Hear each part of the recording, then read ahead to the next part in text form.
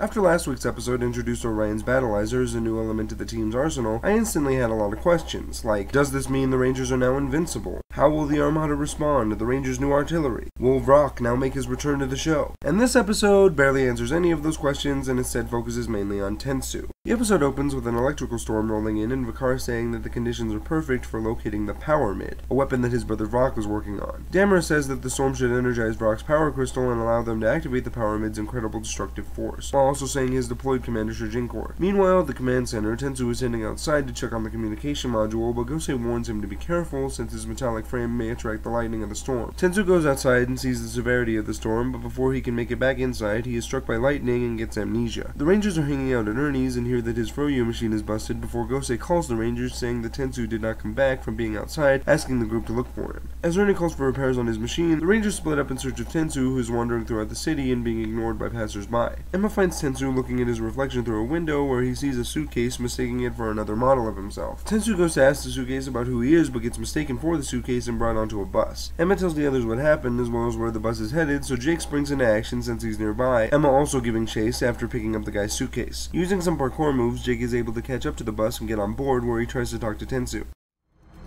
Ha! There he is. Psst.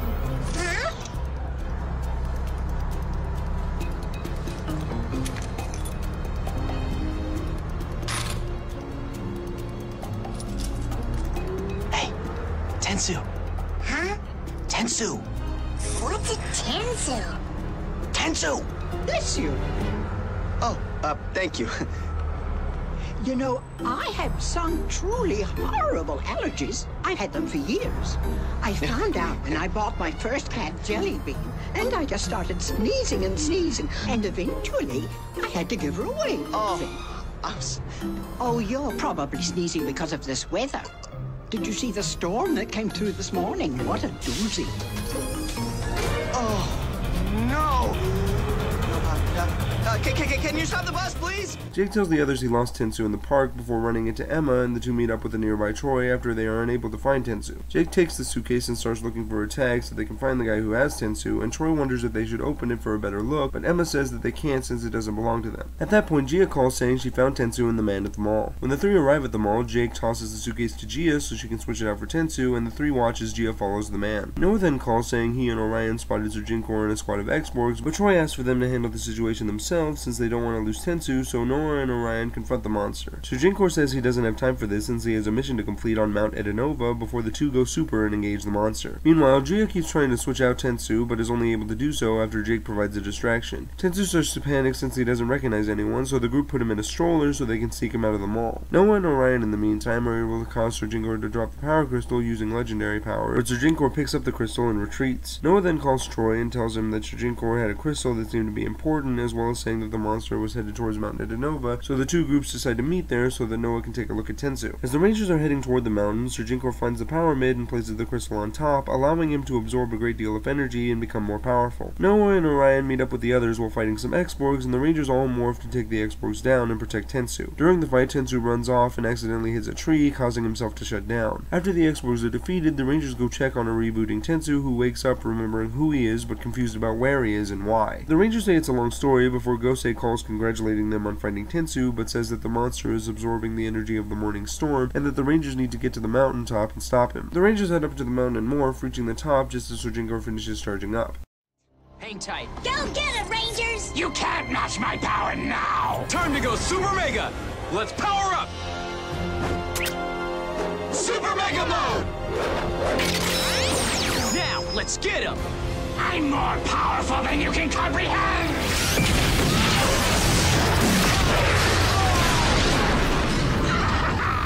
That's just a taste of what's to come! Time for Legendary Squadron Mode! I'll go Mighty Morphin! Legendary Ranger Mode! It's Morphin time! So that's Squadron Mode, huh? Interesting. In Squadron mode, the Rangers blast Surginkor back before going Zeo to take him down, but he survives the finishing blow and blasts an asteroid in space, causing it to fall towards Earth. Picard then causes Surginkor to grow, even though Argus and Lavira protest the idea, so the Rangers form the legendary Samurai Megazord and the Not Q-Rex, working together to finish off Surginkor. However, Surginkor dies happy, knowing that the Earth is doomed because of the asteroid, so Orion asks the others to throw him and the Not Q-Rex at the asteroid so he can break it apart with his drill. Luckily, the plan works and the day is saved. Afterward, the Rangers take Tensu back to the command center as well as a mirror for his enjoyment before heading back to Ernie's, where they find the man from earlier who came to fix the Froyo machine. And the episode ends with the man telling Ernie to keep an eye on the group, saying they look suspicious, as the Rangers laugh at the coincidence of the whole thing. Despite the fact that this episode doesn't really answer any of the questions that I posed earlier, and that it is ultimately pointless as far as the overall story of the season is concerned, this episode is probably the closest to feeling like a traditional Mighty Morphin Power Rangers episode, and to be honest, I loved every minute of it. I'm serious, I really don't have much to complain about here. While I'm not really a big fan of the whole amnesia story, and I was skeptical about an episode that focused entirely on Tensu, his quirkiness and demeanor actually make a good chunk of this episode work. He's got a nice mix of an Alpha and Johnny Five thing going on, to the point where I actually believe him getting mistaken for a suitcase after he tries to talk to it. On top of that, everybody else in this episode gets something to do, especially Jake, who gets some legitimately funny scenes, and I really enjoyed the pairing of Noah and Orion, who took part in most of the action of the episode while everyone else worried about Tensu. And even though the episode is not as action-packed as past episodes, what action is there is really cool, especially the Megazord fight, which gets pretty intense. I even enjoyed the misdirection with the guy who had the suitcase. Originally, I thought the guy was going to turn out to be a monster in disguise because of how scary he acted, and that the Rangers were going to be thrust into the middle of the villain plot, but him being a guy who takes his job too seriously is really funny and fits the tone of the episode. Going back to the villains for a bit, they are surprisingly competent through most of this episode, with Vakar using one of Brock's plans for world conquest, which quite frankly would have been successful if the Rangers weren't more powerful this time around, and I think Vakar mentioning Brock's name is actually a hint that he will be returning soon, which I am really excited about. Another thing that I also thought was a nice touch was the Die Rangers being referred to as Squadron mode in this episode. The reason for that is because Squadron is actually the American translation for the Japanese word Sentai, meaning that in the Power Rangers universe, the Die Rangers can be referred to as the Sentai Rangers. Overall, this episode is a good blend of the fun and action that Power Rangers is known for, giving all the characters, both good and bad, something to do, and not making anything annoying or idiotic. So if you're looking for a fun Power Rangers filler episode, I highly recommend it. I'm Nick, aka Iron Man 1993, and may the power protect you.